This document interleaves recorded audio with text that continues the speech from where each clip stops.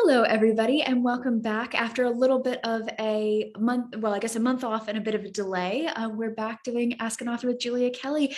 And I am very excited to have the wonderful author of this book, The Mozart Code, Rachel McMillan, joining us. Welcome. Thank you. Hello, everybody. Nice to be here. I'm really excited to talk to you about this book, partially because this is a setting that I'm really interested in. I will confess I know very little about, and was absolutely captivated by it while reading this. But I want to make sure that just in our general housekeeping, everybody knows, this is a spoiler-filled discussion. So if you haven't read the book yet, we're going to be getting into some details that will spoil the ending of the book. And, we want to make sure that everybody is aware of that beforehand. I also want to make sure that people know that you can drop comments into the live feed. And I've got my iPad here. I'm going to be following along. And we already have some comments and questions that have been asked earlier on comments in the post for this group, but you can ask questions live. We'll try to get to as many of them as we can. Before that, though, while everybody's kind of getting themselves sorted out, would you like to give us a little bit of an overview of the Mozart Code and what people can find in here? Because I know some people picked this up and read it before I could even announce that we were doing this book. That's so cool. So maybe a bit of a refresher, it would be a good place to start. Yeah, well, the Mozart Code is a historical romance that is set in post-war Vienna and Prague, which are two of my favorite cities in the world to explore, to visit.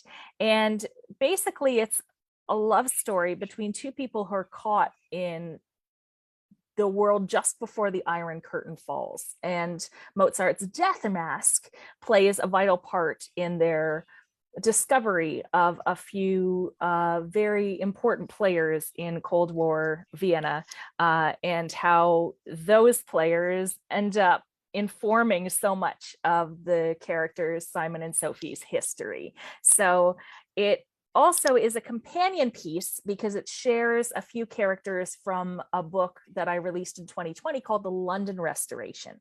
And that was Diana Somerville's story about the restoration of the blitzed Wren churches in London, which I'm obsessed with. I love London. I miss it so much. So you're going to find a lot about music and how music informed history. A little bit of suspense, but that's never been my forte. And hopefully just a look at a part of the war that we never really focus on in historical fiction, which is, I like to start my books where the credits would usually roll in a film where lovers are reunited. I like to start with the rebuilding of cities because we didn't all just get a happy ending just because the war ended. Its shadow kind of tripped over into the next several decades, as we know from the Cold War. So that's what you can get. And my obsession with Mozart, there's a lot of that in there too. Yes, and we do have a question about music, which you gave us a preview to. But I think first what I want to do is start with asking you about bringing characters into the center of a story who haven't necessarily had their full story told before, but they've been secondary characters in previous books. So what is it like flipping that switch on those characters and suddenly putting them at the middle of all of the action? It was really interesting because I think you know this, Julia, often when you sign a book contract with a publisher, you sign and you have an idea for the first book, but then the 2 or 3 others in the contract often just say book 2, book 3. So I was working on a book called London Restoration, and I knew I needed to create a character who would be Diana's friend and confidant at Bletchley Park, but also someone who would be her contact into MI6. Mm-hmm. So I created Simon Barr. And there's a scene when they sit down to tea at the Savoy, and the moment Simon sat down, he told me his entire backstory. So from that moment, I knew that I had to write his story. So he was always forefront in his own story, even as I carried on with finishing that book. Sure. I remember texting my editor and I said, Simon needs his own story. And so what's interesting is when you're writing the same characters, but they're at the forefront, you're recognizing a lot of readers have met them, but through somebody else's perspective. Yes. So when you meet Simon and Sophie in the London restoration, they're a part of Diana's world, but you see them through her eyes. And so you don't really get all of the nuance or dimension to the characters. I know that they drove some people nuts. But Mozart Code, while very much can be its own story, is linked to that, in that I wanted to create the world that all of these people were living through, but in London and then in Vienna and Prague. So it's helpful that my characters tend to tell me everything about themselves and I just take Hey. dictation. Not always happen. It doesn't always happen that way, but with Simon it did. He just told me everything about himself and I was like, oh, you're fun. I'm gonna see what I can do with you. It's funny when those moments happen because I think, at least for me, at the beginning of any project, I kind of try to sketch out a character, try to get a sense of Yeah. at least some underlying motivations and reasons that they're doing things, so that when I then go out and build out the actual plot of the book, I have some idea of why they're doing the things that they do. And then I get writing, and typically all of that gets altered, changed, and in some books goes Yeah. completely out the window. And you realize that what you thought this character was is not actually who they were at all. And so it's so interesting that you mention seeing them through somebody else's eyes, because it was funny the moment that Diana realizes that these two got married, and to Yeah. her that's such a big deal. The idea that she's gone through this previous book and you've seen them in this previous book in this different world, and you don't have all of the context and all of the reasoning behind why they're doing the things that they're doing, really, really interesting for readers as well, I think. And I think what's really fun for me is that obviously Simon's full name is Simon Barrington, but in London Restoration, he's only Simon Barr because that's how Diana knows him. So it's what I've noticed is that readers who read London Restoration first have Simon Barr as their hero. And then readers who read Mozart Code first use Barrington.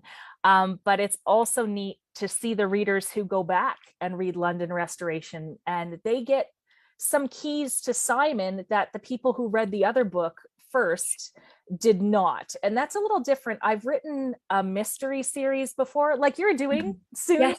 Yes. And in that case, you have the same characters carrying over, but they're all usually on the same page. And that's when the plot differs from book to book. This was something where it just worked out that way. And it was a lot of fun to write, but it was also really difficult because I found I left as many doors open for Simon and Sophie's story when I was writing London Restoration, but I also found that I painted myself into some corners. So I would write something and be like, wait, there's going to be some reader somewhere who's going to pick up on this being a month off or something like that. Because readers are very, very smart. They are. And they have a lot of access to us, so they can write us and say, this is wrong. Well, it's funny you mentioned that in a strange way. I kind of like the idea that even though I've written books about completely different people and there's no crossover in my characters, for readers who've read my books and read them closely, there are little bits and pieces. So it will be the name of a club or the name of a boarding school or something like that that will pop up in another book, almost like a little Easter egg, because it amuses me and I hope people enjoy it. But I could not for the life of me remember the name of the boarding school that I used in the book, The Whispers of War. And I was going back through my notes and trying to find it and trying to find it. And I popped it up on Facebook and I just said, so funny, I couldn't remember the name of this. And a reader immediately went, oh, it's this. And I just went, that was so fast. It's so much faster than going back through your own stuff. Readers, you are amazing. I've seen people do that on Twitter. I'm a huge Deanna Rayburn fan, and I've seen her do that on Twitter. She's like, guys, I just can't remember the surname of this person. I've got my document open. Can you just help me out? I love that. Yeah, it's incredible. Well, and it's so interesting, I think, as a reader as well as a writer, to get so much more of somebody's backstory and their history. Where did you start with these two? Because I imagine now I haven't read London Restoration yet, although I'm going to go back and do a bit of retroactive reading. But where did you start with how you wanted these characters to differ from how we've known them already, or how you wanted to deepen the story and show us a different element of them than we've seen before? I think because I had Simon already, it was more trying to keep myself to hold back when I was finishing those drafts of London Restoration, because once I had him, I was like, he's going to need a girl. He's going to need a fascinating girl. And I think the challenge for me was setting up a character who I've kind of, in Mozart Code at least, this was my intention. I don't know if it comes across to readers, but I wanted to gender flip the usual emotional journey so that we get it in the hero's perspective more than in the heroine's. So all of the emotional vulnerability that we see and usually is ascribed to heroines in many romances, I give to Simon. But Simon in the London Restoration is very closed off, and he's very much the guy who just gets things done. And he actually isn't all that nice to Diana, even though he loves her, she's his friend, when he needs to, because he only knows how to barter, as was his background, coming from the landed gentry, from how he was raised. So I think a lot of it was keeping myself in check in that first book and then letting it all go in the second. I will say that my editors, throughout all of my books, and I haven't learned because I'm finishing the 19th, is that often, because everything is so clear in my mind, it's like a film and I can hear them talking and I can hear their voices. Everything to me is ringing out my imagination so that I can get it reader focused. And that is the challenge of that, because I thought I was making Simon and Sophie very clear to readers in Mozart Code, but then my editor would say, no, you aren't allowed to hold this much back from the readers, because they're going through so many different, they have to break through so many different walls that are constructs of their heritage, constructs of the time that they've lived in and their war experiences. So that was a very rambly, maybe non-answer, but I hope there were nuggets in there that were kind of an answer. Absolutely.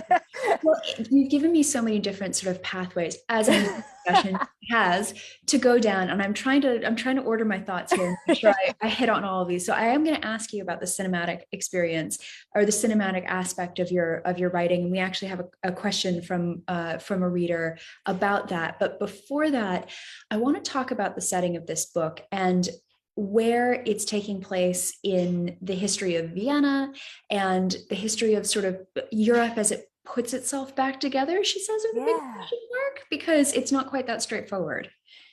Yeah, and it's a really interesting, and something that a lot of people don't know is that many countries were quartered by the Allies after the war. The war didn't end and it's like, poof, let's go back to the way we were, especially Vienna. We think of Austria and we think of The Sound of Music, which the Austrians hate, by the way. They do not like that film. It only played for a day because the Von Trapps got out. They got out. So it's not a good story for them. But Austria was interesting because it was occupied, but Hitler marched in without anyone raising a gun or trying to stop him. So there's a very complicated history that you don't see, that I'm writing a book right now set in occupied France. And of course, we've got this very blatant symbol of resistance that shows up all the time. That's a little bit different in Austria. So after the war, and we know that the Cold War was going to happen partly because Churchill wanted everything at Bletchley Park to be burned because he sensed that the Russians were going to go from an ally to an enemy. So they kind of knew something was going to happen. After the war, the British, the French, and the Americans all had a cut of Austria, as they did other countries. And that, to me, is so interesting because Austrians were able to vote, but they didn't really have their own autonomy. So there's still rationing. There's still a major lack of food and petrol. The Russians, their quarters of the city, they kept people from getting the Red Cross aid that they were supposed to get because they thought if we starve out this place, they will rise up and we will be able to start a war in this country. So that's kind of that. But remember, Prague, Czechoslovakia, that was it was still called that then. Right. they were on a turning point because they were going very, very communist. So you've got communism is a huge thing. You've got people in Austrian parliament who are still voting in the National Socialist Party. They still had seats after the war. And so it's this really interesting boiling point that will erupt into one major city that they thought would be the center of the Cold War, Vienna, not falling behind the Iron Curtain. And then Prague, which of course does. The Czech Republic was under communist rule until the 80s. So it's really interesting to look into. And of course it touches, I mean, it touched Britain, where you are, right? It touches America.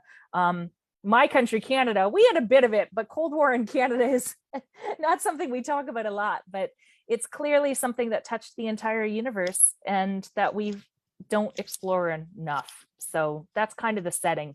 And everything was bombed out. So Austria was the jewel of the Habsburg Empire. It was the center of Europe for centuries. That stopped in World War I. And you're looking at a very devastated city where people don't have housing, they don't have electricity. But Hitler forbade anyone from bombing Prague because he loved it so much. So you've got Prague, which is, if you go nowadays, looks very much like it used to. It's a neat world. I loved researching it. Well, it's so interesting because my exposure to Vienna during this time really comes from the movie The Third Man, Yes, which is my mother's favorite movie. And, oh, neat. and is also a strong favorite in my partner's family too. So I've seen the film, loved it, would really love to watch it again, especially after having read this book, because I think one of the things that's so interesting about this book is how shadowy and maybe duplicitous, but maybe not quite. And everybody just seems to have their own agenda. And you get the sense of that through that film, but you really get a sense of that in this book. Everybody has their own ideas of what Vienna should look like and what life in Vienna should look like. And everybody's operating kind of by their own rules, which is a really interesting series of conflicts that you can bring together in a narrative. And I think that it's because everybody had a piece of the power. The last time I was in Vienna, just before COVID, I went to an exhibit that I try to mimic. Brent and Simon go to something similar, and it was looking at all of the different exhibits that the Allies had in Vienna to even rebuild the opera houses. It's like, this is what this should look like. And you see different blueprints from the Soviets, from the Americans, from the French. And it really was a free-for-all where if there's that much power at play and up for grabs, you can see how people would use any machinations they can in order to get it. And that's why I really, even though I've never played chess in my life, that's why I really wanted to use the motif of a chessboard from the first chapter, which some people are like, there's not enough action. I'm like, Simon is setting up his chessboard. Every character who's going to be mentioned or on page is in that scene, because I thought that chess is a really wonderful motif and theme for Cold War, because it's all about agenda. And The Third Man is so wonderfully atmospheric. And it really shows that cigarettes were worth more than currency. And I thought that was fascinating to me. It was just, this is how destitute this world is right now. It is such an interesting world to set a book, and to set a book that I was going to ask you about genre, because I think it's very tempting to call this an espionage story. And I think it is, but I think it's also a romance. Fundamentally, at its core, this book is about these two people and their relationship, right? Yeah. Oh, I don't write. I mean, I think because of the title, but the title to me had a tertiary meaning. Of course, it means, K453, the code that's the title for me was all about Sophie. But London Restoration too, I don't find it's easy to pitch a book where you just, in my experience, I've needed to add a little bit of flavoring in order to pique the interest of editors and publishers. And so definitely what I try to explain this as is, when you're watching a Hallmark Christmas movie and the guy is a Christmas tree farmer, but that's just his job. And the rest of his life can be like drinking cocoa with the heroine. Simon is a spy, and that's their world, but I use it to propel their realization about love and the acceptance of love. So it's in there, but it's not the focus. But hopefully not like my friend Kate Quinn, we talked a lot about this because she wrote The Huntress, which is partly set in Vienna, one of my favorite books. And hers is more, that's driven by the revelation of the Huntress and the revelation of that. Mine is, these guys have to get together by the end. I just need to throw things in their way. It's interesting what underpins this book. We have had a question when I was advertising this about the musical references. Kelly says musical references are woven so beautifully into the story, wondering if Rachel is trained as a pianist herself. I am trained as a vocalist. I started my university career in opera, but I missed books too much. And it's one of those things where you really have to want it more than anything. Yeah. But I always tie music into my books, partly as a mea culpa to my parents who spent thousands of dollars on voice lessons and theory lessons and piano, because I needed to get some piano and some theory in order to get into vocal programs. But I also just write it as a kind of, I just love it so much. And this part of Europe really is the center of music. So it's nice that I'm able to use some of those musical history courses where I had to write essays describing Beethoven, because I'm like, hey, I'm finally pulling that out. I can do this. But thank you. That's very kind. I like music a lot, and it's a nice language to put into this book.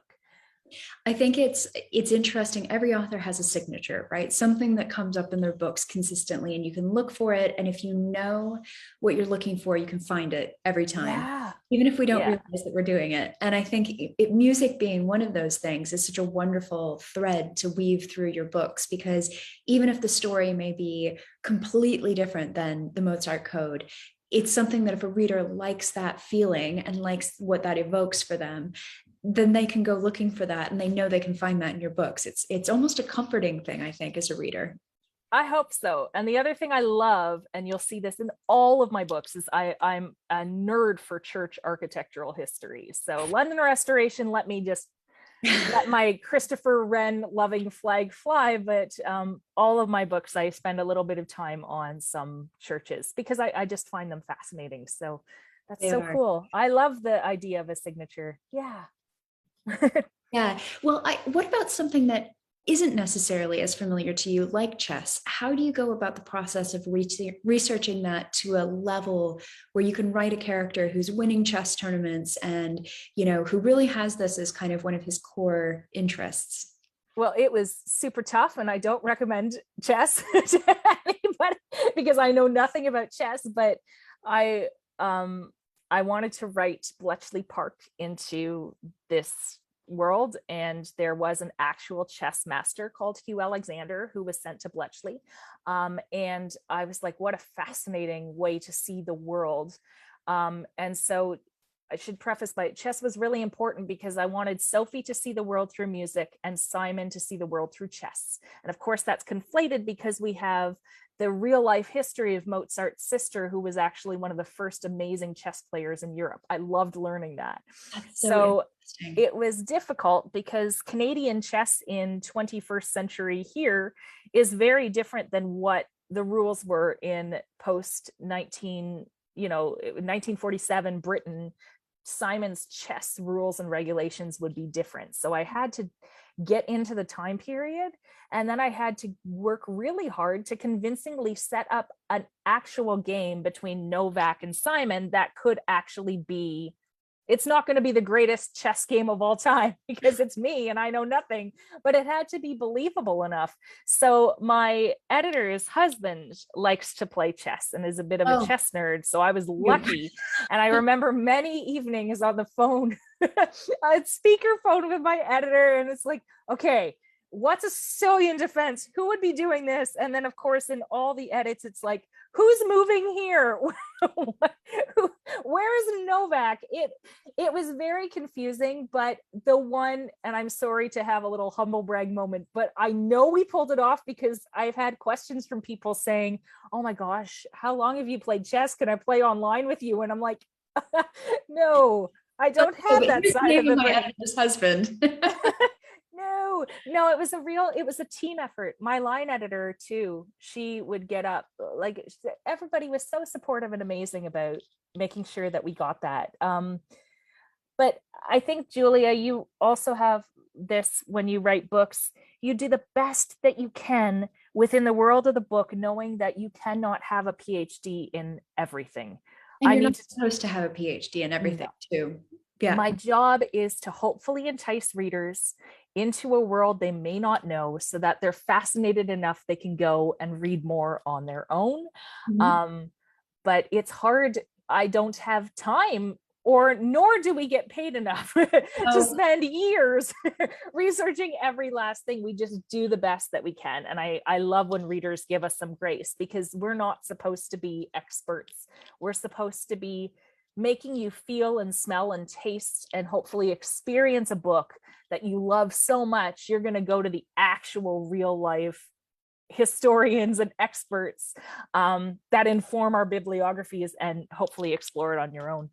I think that's a really great way of putting it. And, you know, one of the things that I always remember is one of my first weeks when I was in journalism school. I did a master's degree in journalism and ended up being a journalist for a number of years. I was told it's kind of a mangling of an Ernest Hemingway quote that, you know, you don't have to be an expert in everything, or you don't have to know everything, but you need to know a little bit about everything. Yeah. And you kind of have to become an expert for a day. And it very much feels like that, I think, when you write. And I had this experience with The Last Garden in England and some other things where I've written about things that I probably don't have any business writing about, but what I can do is I can research, and that's my saving grace. Is I at least know where to look or who to talk to, and that, I think, is what adds so much wonderful texture to books like this, and, you know, really gives you a sense of the characters being grounded in something more than just, you know, this person was like this. Well, you show it through how they live their lives and how they experience the world through these different lenses. So I think it's a really interesting thing. And I love the fact that your editor's husband got involved with the project as well. It was a team effort. It's amazing. I had little like chessboard pictures up on my computer, and I'm like, I have no idea what I'm doing. But it's a neat game, and I appreciate people who play it. Great. Well, I want to make sure, again, there are so many fantastic questions from people. Arlene asked, she said, this book is so cinematic. Were you influenced by any period films in creating the world of your book? Talking about sort of research and drawing things from. I did grow up watching a lot of, you know, films from that period. I confess it's very weird. I have not watched The Third Man since I started writing Romance Code, but I knew it from before. One of the things that I do, and COVID kind of screwed this up, so hopefully it ends, is I do a lot of my descriptive writing on site. So I will take research trips and I will use my notebook and pen as my camera. I'll obviously have my iPhone camera there, and I'll, you know, you often with bombed cities like Austria, you have to go back and cross-reference with archives and be like, is this street, was this the same? Did this street exist, or was it blasted apart? But I think it's more, you know, I know enough of the films from that time period to get an idea of the clothing. I will say for London Restoration and Mozart Code, my love of the series Foils War really helped, because it taught me so much about the way that daily life in the war was, down to ice cream trucks being repurposed for transferring blood, to the clothing, the fashion, the ration books. So that helped a lot. But a lot of it is just the way it is in my mind. And a lot of it is me choosing cities that I love so much that I can walk around, write all the descriptions, and then infuse them later when I'm working on the book. But it's just, I say cinematic because it's more the way it plays out in my head. I've got a very overactive imagination. Excellent. I mean, it's pretty much a requirement as a writer. Yeah. It was funny. Little details jump out to you, especially when you're writing in and around a similar era as a book that you're reading. And there was a point where you had she comes to his house in London after her first Oh yeah, mission yeah. gone wrong, and he goes out and he gets a box of, I think it's powdered eggs and Yeah. crude bread. And I thought, yeah, that's absolutely right, because he wouldn't just make a fry up for her, because it was so hard to get eggs. So it would have to be a special thing. So Yeah. just knowing the food that somebody would have been able to serve and how limited that might have been, and what, if you have somebody go out for dinner at, for instance, a big fancy restaurant, you still have to, do your ration book and your coupons and all of those things. And so understanding how that world works as somebody now can be very difficult learning all of that, because just basic things that we think of don't necessarily translate because the world was so very different. One of the things that I play high, fast, and loose with is giving people telephones. No, yes. My mother about this. I am allowed my historical liberties, and it saves me so much time to give people a telephone. So It's so funny you mentioned that, because my mother was reading my book that comes out in 2023, and I said, I know I probably stretched, did I get the telephones right? And she said, we were a working class Liverpudlian family. We didn't have a telephone in the house until 1960. You would have to go around to the corner store. But if you had a reason to have a telephone, and I went, great, I'll just write a reason to have a telephone. I will make up any reason. I would rather make up a reason and write a chapter about that reason than keep people from their telephone. It really does make life so much simpler so that's I play hard, fast, and loose with that. But I do try as much as I can to get what would be available, what furniture would look like, that kind of thing. And something that readers don't realize is that a lot of the stuff doesn't actually make it into the book. It's just, we have to understand all of this so that we can infuse our worlds with it, even if readers never stumble across a sentence mentioning it. So that's kind of fun.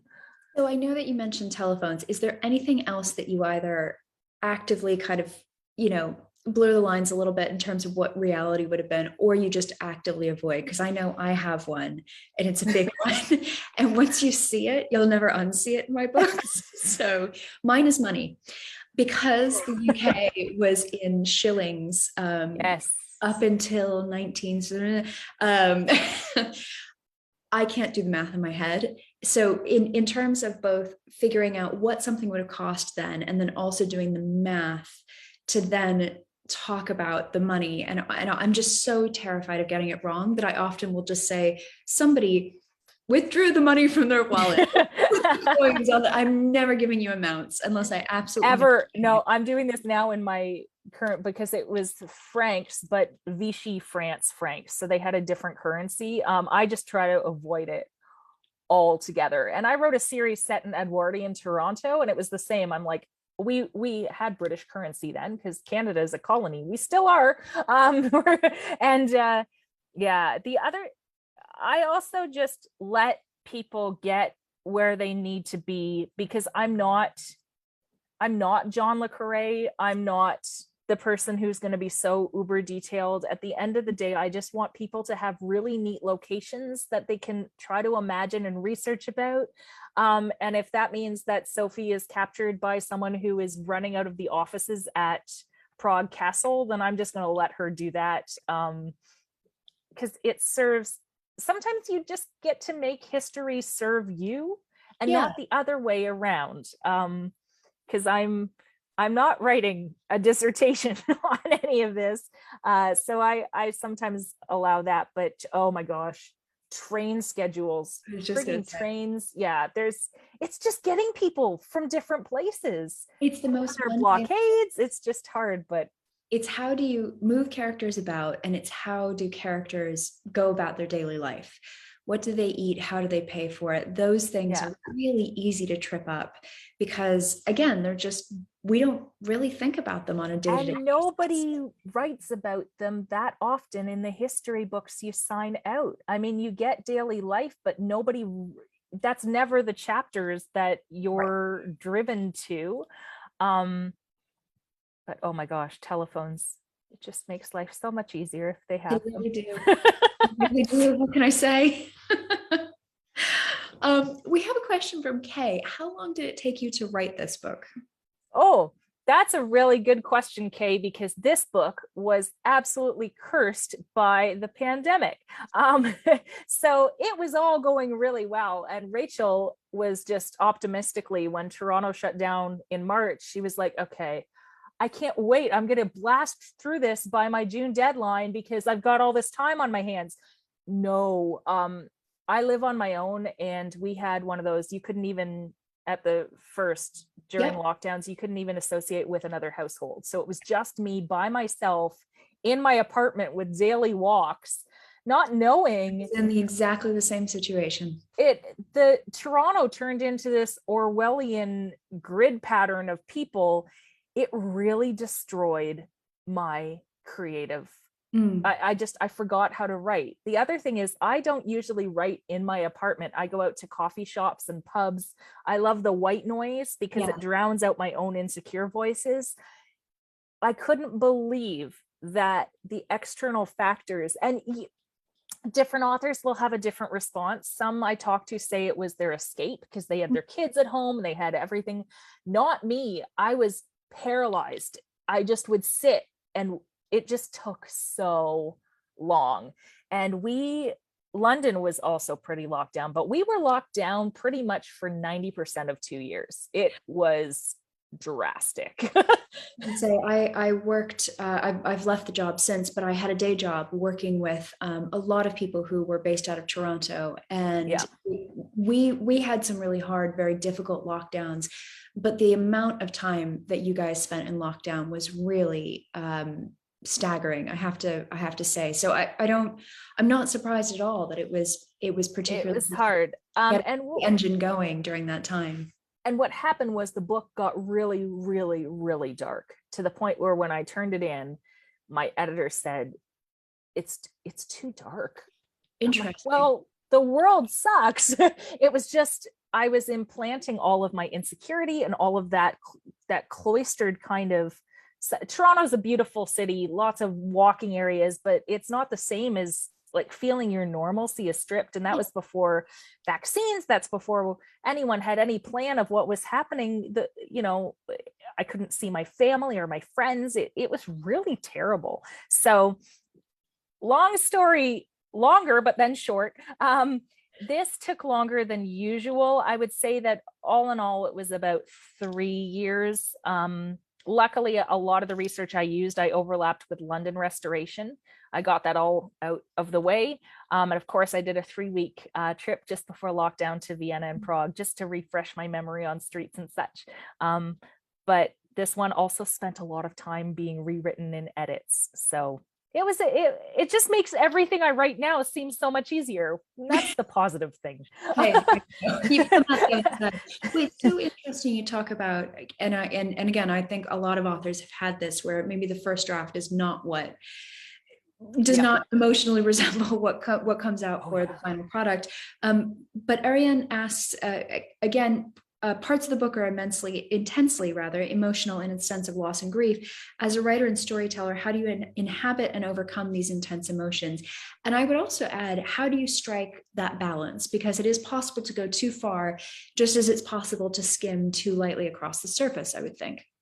Well, I have to rein in my imagination a bit, because I have to like really think, okay, what needs to be on page. I do find my books turn into what they should be during the what we call the substantive edit process, where my editor sends me a letter and I do all these revisions and character arcs and that kind of thing. Mozart Code's intense emotions were very much just Rachel during lockdown. Yeah. When you're that much on your own and it's that quiet, you start hearing voices of things that it was a major insecurity moment for me. What am I doing? Can I even write? Can I write this book? So a lot of that I funneled in. The balance came for me in remembering that at the end, these two are going to have a happy ending. Yes. At least in that they get together. So when I had that kind of finish line in my baseline, I could lighten it up by having Sophie shuck an oyster at his ear, or some of their banter, or sharing a cigarette, which, oh, for the movie question, that's my little throwback to Now Voyager. I've always thought it incredibly sexy that Paul Henreid and Betty Davis expressed so much physical intensity just with the sharing of a cigarette. So I was like, that's one way to get that. Oh, I love the Hays Code movies for that. They're excellent. Oh, it's so great. All that innuendo and tension. But it was me consciously saying, okay, do I need to fall this much into Simon's dark night of the soul, or how can I rein him back? Throw in a Diana scene, throw in something where he's with his friends, or he's remembering how much he loves chess. And I think that for me, that was a kind of reflection of what I had to do to cope and survive in a really, really terrible time period for so many of us. It is hard to think about almost what that period of time was like, because I also was living by myself in a flat in a very locked down country, in a very locked down city, without the ability to visit another household. And I think it's interesting talking to a lot of authors. It's interesting to see, as you said, the very varied experiences with just writing, family and all of that aside. What were people's experiences? And I think it's just one of those things where you realize how individual writing is for every person. Mm-hmm. And it's one of the reasons why I think sort of writing advice is great, but it's not one size fits all. And, interviews like this are interesting because you never know, somebody's experience may be completely different than your own. Yeah. And I think that every author I've talked to has had, I tell you, there's so many authors who were like, it was amazing because I got to finish my book. But then Danielle Steele said she couldn't write. And if Danielle Steele has trouble writing in a year, something's up. Yeah. Because she's a machine. Yeah, it was so different for people. But I just think it's not that different than looking at war experiences or writing about different characters living through wartime and the different ways that they present in that moment. Sophie and Simon missed the war because they were at Bletchley Park. They were away from the fighting and the devastation, but they were also away from their family obligations. They were finally able to be together. When my character Diana is at Bletchley, she gets the university experience she never had, where there's like friends, and yes, it was intense work. And I thought that's everyone's experience through moments of amazing adversity are so varied. And that's why historical fiction is such an amazing minefield of things to kind of grasp and explore. And you do this so well because your characters are always living their lives just in exceptional moments, right? It's neat. That's the hope. I think that there's, and it's I thought it was so clever when I first started writing historical fiction, saying, I'm writing exceptional or stories of ordinary women in exceptional moments. No, that's what everybody's doing. It's not unique to me, but it is something that I enjoy, especially writing about fictional characters based around normal people who would not have necessarily made headlines or been sort of people who have history books written about themselves, but were just going about their everyday lives. And part of their everyday lives was coping with what was going on around them. And some of them might have had, very important jobs, whether they were in, MI6, or whether they were in a requisition hospital, or one of those many, many, many jobs that people don't necessarily think of when they think immediately of war. But I think it's a really interesting way of looking at history and looking at history in a very human way. And understanding, because I have a lot of people who've said to me, I didn't like history when I was in school because it all names and dates, and I just didn't like it.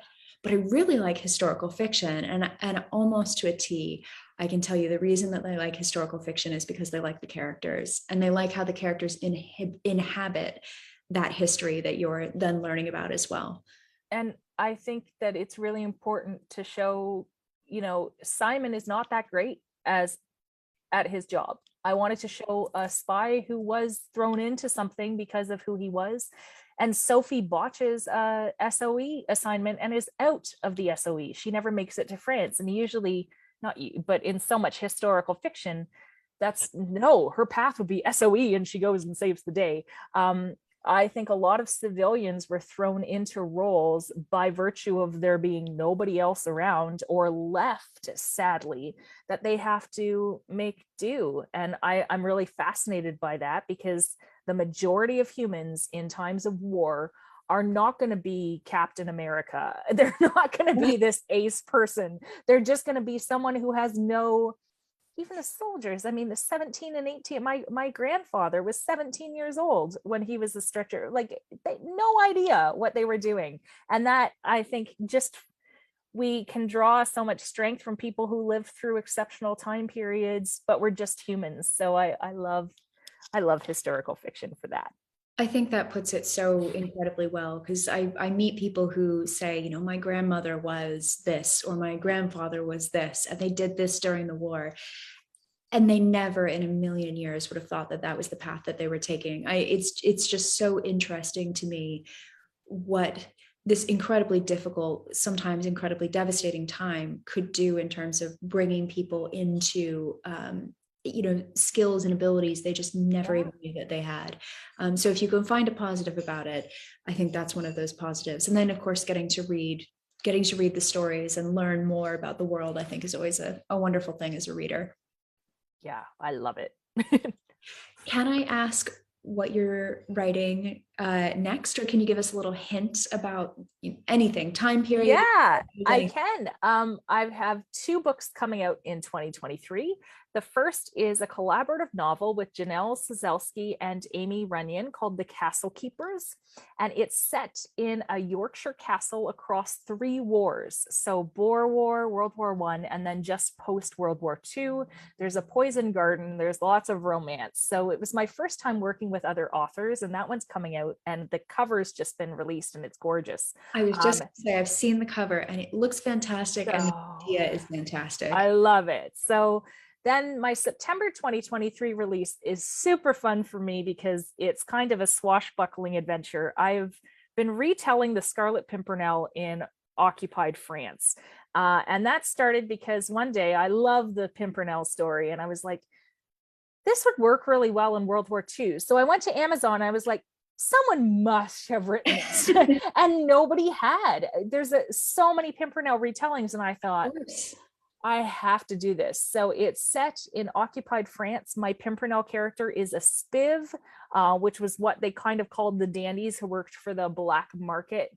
And he uses the George's cross as kind of his little symbol, falls in love with a nightclub singer. And I think what makes it different is, yes, France was occupied. It's a very devastating time, but that didn't mean people stopped being human and didn't live. And so it's a different tone, I think, than many of the historical fiction books we read, because there is adventure and romance. And it really is about finding a way to update those classic heroes into a more modern time period. I love that story. So that's what I'm doing next. And then I have to just, you know what it's like. And then it's like, okay, where do I want to go after that? Yeah, well, and that's the joy of publishing, right? You're always so far ahead of what's actually coming out. I was going to ask you if you have a title for the Pimpernel story. Oh, it's called Operation Scarlet. Okay. And I just saw, we had some amazing cover designs, but I think we decided on the last one. So I should be able to reveal it soon. It's gorgeous. It's set half in Paris and half in Rouen.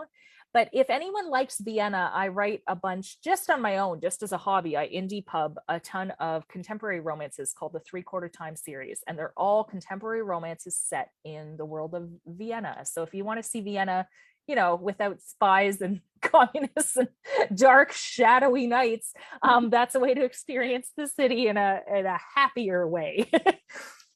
Do you find that writing contemporary and historical stories, does it help with the other genre in when you're doing one and I about the think other? for me, it's, I think most of us, by day, I'm a literary agent. So it's all about, for me, sewing up a patchwork quilt to make this writing career work, because very Yes. few writers I know can be full-time writers. I am a single, I cannot.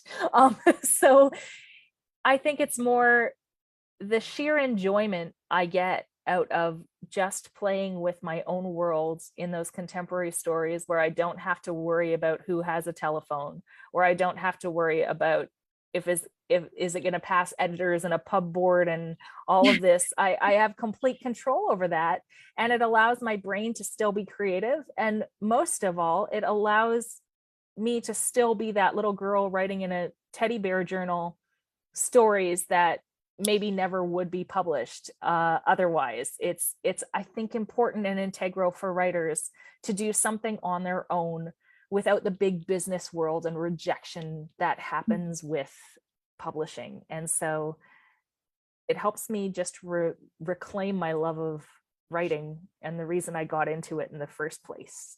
I think that's a wonderful idea. And I always love talking to writers, both on this and also behind the scenes, where we can get a little bit more in depth. Yeah. I love talking to writers about the business of publishing and sort of how you balance the business with the creative and the sort of the joy and the practicality and all of those. Yeah. So that's a really interesting approach to it. And I will always say this, I never set out to write World War II or post-war. It was never but it's what's selling. So sometimes you have to look at the marketplace if you want to stay in the traditionally pubbed market, and then you find ways to inform your inherent passions in a world that will be accessible to everybody. Sure. If I pitched a story about Christopher Wren and Christopher Wren's time to my publisher, they'd be like, oh, heck no, you're not writing that. But if I take Christopher Wren and all those churches and throw them into a post-war book, they're like, okay, you can do this. Same with Mozart. Give us You a nice find, yeah, like the amazing fashion in Last Dance of the Debutante, which I loved, and the gardens, which your dad was so good in those videos. I just find that writers, you can work the marketplace, but still find ways to infuse your personality into it. And that's hopefully what's going to end up my continued sweet spot. I think that's exactly the right description for it. It's definitely the sweet spot.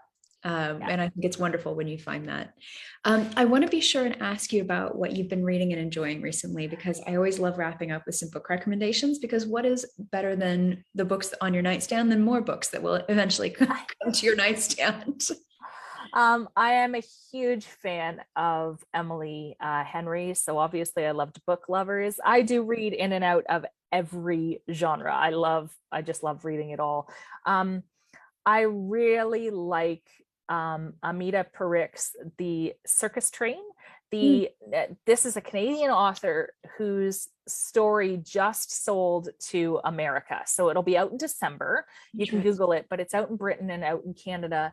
And it's a gorgeous story infused with a bit of magic realism. My friend and co-author Janelle Szalski has a book coming out, which I loved. It's coming out in November. It's called The Brilliance of Stars. I just finished my advanced copy of that. And basically, and I don't know the comic book world at all, but I know many people will know this. She has taken the story of the Winter Soldier, I think his name is Bucky Barnes in the Marvel movies, and turned it into a pair of dual assassins who are working their way through World War I. It's a romance. It's got exceptional atmosphere. And if you're a Marvel movie fan, you're going to notice some little Easter eggs because she's such a fan of that. And The Lost Book of Eleanor Dare by Kimberly Brock was amazing to me. It's set across 3 time periods, but it also links back to that amazing story about that woman from the lost colonies. So if you like stories set in different time periods, I really liked that one. I really need to reach out to Janelle and be like, hello, could I get you? Oh yeah, you have to. It She sounds would love this, and you guys would get on like a house on fire. oh, She'd well, love that. I've been watching her career on Instagram for Oh, a little while now. So oh, I she is fantastic. this is the wonderful thing about reading and being in the book world, or even just enjoying reading in general, is there's just always so much to read and so many people to discover. So I Yeah. always love a good recommendation. Well, thank you so much for coming on, and again, the Mozart Code, Yay. just wonderful, and Oh, congratulations Simon. I on love that kid. do you want to let people know where they can find you on the internet so they can follow along and get updates on when the new books will be out in 2023? Yeah, so my handle everywhere on the internet is Rach K. Mick, RACHKMC. I'm active on Instagram. You can find me on Goodreads. I'm always updating my Goodreads. Twitter and Instagram tend to be my two favorites, but like Julia, I do a lot of, oh, I'm going to have you soon. I do a lot of Facebook Live interviews with authors that I love on my Facebook page. So if you look Rachel McMillan on Facebook, you can find me there. And I yap at authors a lot about, because I'm a reader first and a writer second. Yes. And Yes. that's kind of me. But thank you so much for having me, Julia. And these questions were amazing. And I'm always really flattered when anyone reads anything of mine. And thanks for spending time with Sophie and Simon. They were my lockdown buddies. Well, good buddies to have. It's just a wonderful book. And thank you again so much. Thank you all of you for watching. We're going to be back next month. Keep an eye out for the announcement of what we're going to be reading. I think you guys are going to, we're going to be reading something a little different. So I think you guys are going to be intrigued by that. A nice bit of a change up for summer. So keep an eye out, and that will be announced very shortly. Thank you again so much. And hopefully we'll have you back on to chat about some other books in the future. Yes. All right. Thanks, everybody. Goodbye.